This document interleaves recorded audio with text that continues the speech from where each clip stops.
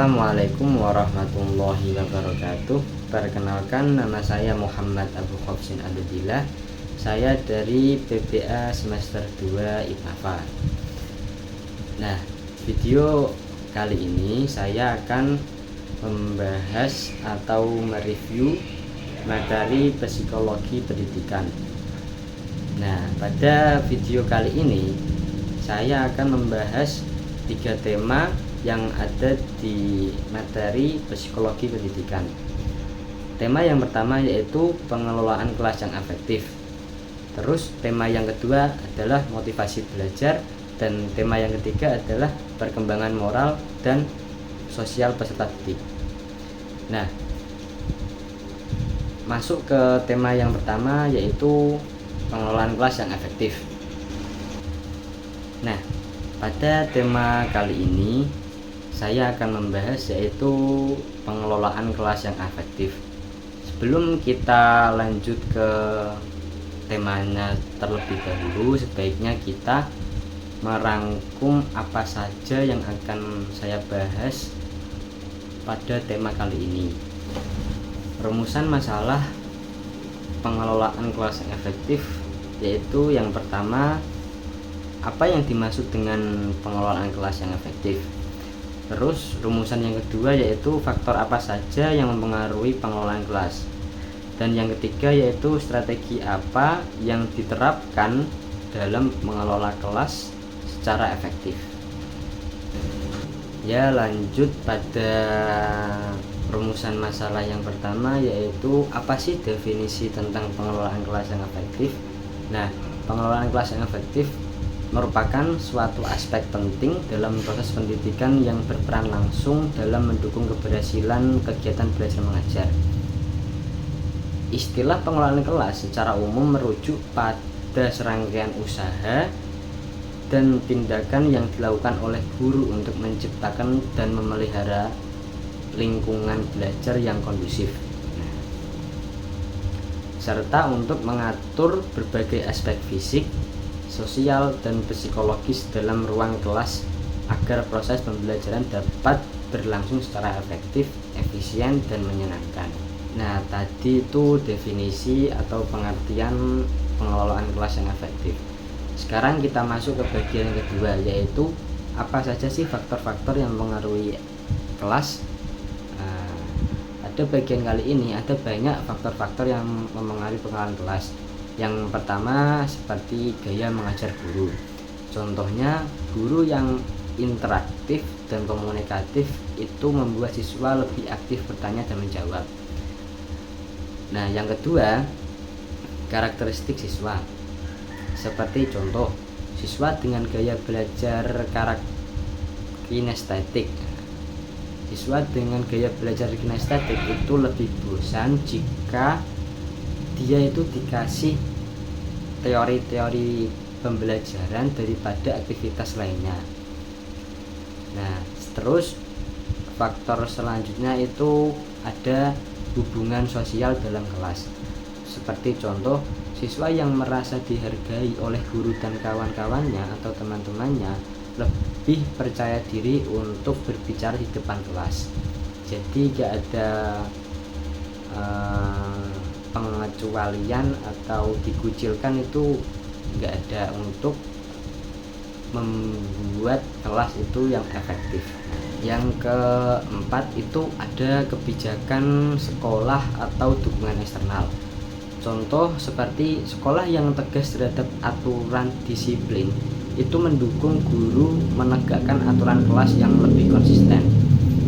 Jadi di setiap sekolah atau di setiap kurikulum itu harus ada aturan-aturan disiplin. Nah, aturan disiplin itu untuk mendukung guru menegakkan aturan kelas dengan lebih konsisten.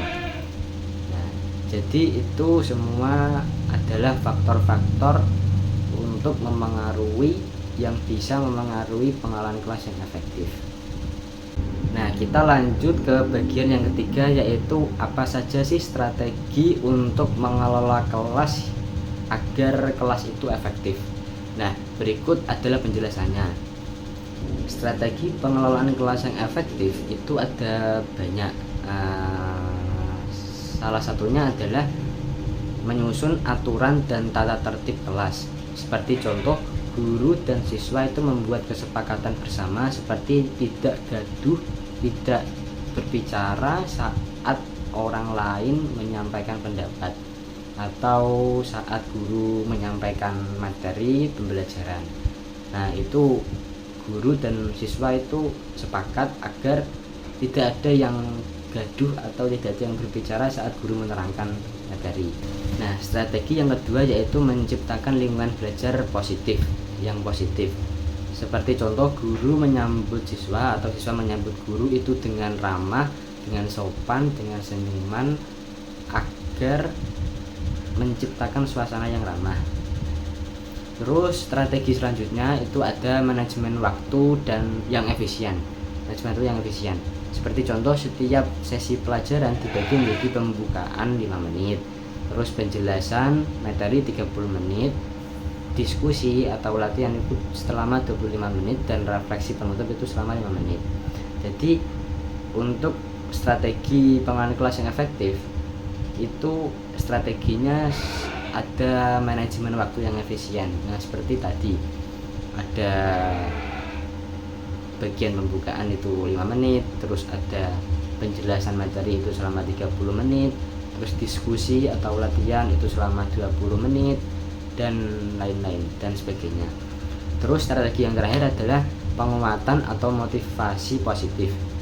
Nah, penguatan atau motivasi positif ini seperti contoh memberi pujian lisan seperti bagus kamu sudah mencoba, atau memberikan stiker bintang bagi siswa yang aktif. Nah, pada strategi kali ini yaitu penguatan atau motivasi positif itu seperti memberi pujian lah, seperti kayak selamat, nilai kamu bagus pada pembelajaran kali ini, pada materi kali ini. Nah, seperti itu. Nah, tadi itu bagian-bagian yang ada di dalam tema pengelolaan kelas yang efektif. Sekarang kita lanjut ke tema yang selanjutnya, yang kedua, yaitu tentang motivasi dalam belajar. Kalau ditanya kenapa sih kita belajar, nah itu sebenarnya menyentuh soal motivasi belajar. Dalam psikologi pendidikan, motivasi itu sebuah kunci utama. Nah, pada tema kali ini mengasih kita beberapa pemahaman kalau ada motivasi intrinsik. Nah, motivasi intrinsik yaitu motivasi dari dalam diri sendiri. Misalnya karena ingin tahu, ingin berkembang. Nah, kalau siswa itu mempunyai rasa ingin tahu, ingin berkembang, nah itulah yang disebut motivasi intrinsik. Dan ada juga motivasi belajar yaitu motivasi ekstrinsik. Nah, motivasi ekstrinsik itu seperti nilai, hadiah, atau pujian. Jadi orang itu dikasih nilai, dikasih pujian, dikasih hadiah, itu sama dengan dikasih motivasi kepada orang tersebut. Tapi yang lebih lama itu motivasi intrinsik. Motivasi intrinsik itu yang tadi, motivasi yang muncul dari dalam diri sendiri, seperti ingin mencari tahu, ingin berkembang. Nah, makanya guru perlu tahu cara membangkitkan motivasi ini, misalnya dengan memberikan tantangan yang sesuai, yang terus mengaitkan materi dengan kehidupan yang nyata, dan menciptakan suasana belajar yang menyenangkan. Karena siswa yang termotivasi itu biasanya belajarnya nggak setengah-setengah. Jadi itu teruslah, motivasi itu bakal menjadi fondasi yang ada pada siswa tersebut. Nah, itu tadi bagian-bagian yang ada pada tema motivasi dalam belajar. Terakhir kita akan membahas tentang perkembangan sosial peserta didik. Nah, kadang orang mikir sekolah cuma tempat buat transfer ilmu, padahal lebih dari itu. Sekolah juga tempat siswa tumbuh secara moral dan sosial. Nah, jadi orang-orang itu berpikir sekolah itu hanya tempat untuk mentransfer ilmu, padahal sekolah itu lebih dari segalanya. Nah, sekolah juga tempat siswa tumbuh secara moral dan sosial. Nah, pada materi kali ini akan membahas tahapan perkembangan moral menurut Piaget dan Colbert. Nah, misalnya anak kecil biasanya nurut karena takut dihukum. Nah, tapi seiring bertambahnya usia, anak kecil itu mereka mulai mengerti alasan dibalik aturan, sampai akhirnya bisa menentukan sikap berdasarkan prinsip pribadi. Anak kecil itu kan kalau nurut biasanya itu takut dihukum toh. Nah, tapi seiringnya bertambahnya usia, anak kecil itu mulai paham kenapa sih alasan dibalik aturan tersebut, sampai akhirnya anak kecil itu punya pikiran tersendiri atau pondasi berdasarkan prinsip pribadinya tersendiri itu. Nah, jadi anak kecil kalau bertambah usia terus itu akan memiliki prinsip pribadi dalam hidupnya sendiri. Selain itu, interaksi sosial juga penting banget dalam perkembangan moral dan sosial peserta didik. Nah, interaksi sosial seperti teman sebaya atau teman seumuran, terus guru sebagai role model, terus lingkungan sekolah juga mempengaruhi interaksi sosial juga. Nah, semua itu membentuk karakter siswa. Jadi peran guru itu bukan cuma ngajar, tapi juga membimbing dan mencontohkan sifat baik atau moral dan sikap yang positif kepada siswa-siswa didiknya. Baik, itu tadi materi-materi psikologi pendidikan yang sudah saya jelaskan tentang pemahaman saya sendiri. Ya, kurang lebihnya saya meminta maaf yang sebesar-besarnya karena saya juga manusia.